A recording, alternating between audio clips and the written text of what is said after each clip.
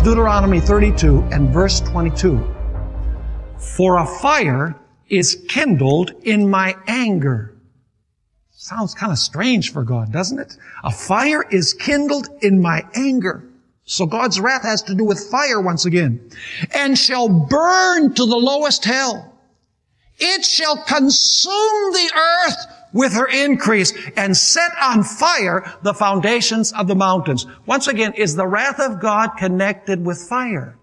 It most certainly is. That is the final stage of the manifestation of the wrath of God. And by the way, do you know that the final thing that has to do with the wrath of God is what the Bible calls the second death? Go with me to Revelation chapter 20 and verses 14 and 15. Revelation chapter 20 and verses 14 and 15. The lake of fire, where there is brimstone and fire, is the final manifestation and fulfillment of the third angel's message. Notice what it says there. This is after the millennium. Then death and Hades were cast into the lake of fire. This is the what? This is the second death. So what is the final manifestation of the wrath of God? It is called what? The second death in the lake of fire. And anyone not found written in the book of life was cast where? Was cast into the lake of fire. Now we need to ask ourselves the question, why will the wicked suffer such a terrible manifestation of the wrath of God? For how many people did Jesus die? Did Jesus die only for those who are found finally inside the holy city? Absolutely not. Jesus died for the sins of the whole world. For God so loved the world that He gave His only begotten Son. He's the propitiation not only for our sins, but for the sins of the whole world. So did Jesus die to save all of the people that are also outside the holy city? Absolutely. The question is, why weren't they saved? Why were those inside saved, whereas those outside were not saved? In order to understand this, we have to go back and analyze the experience of Jesus in the Garden of Gethsemane.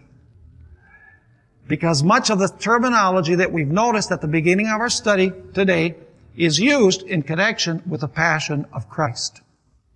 A few years ago, probably all of you will remember, Mel Gibson came out with his movie, The Passion of the Christ. You know, it brought in hundreds of millions of dollars.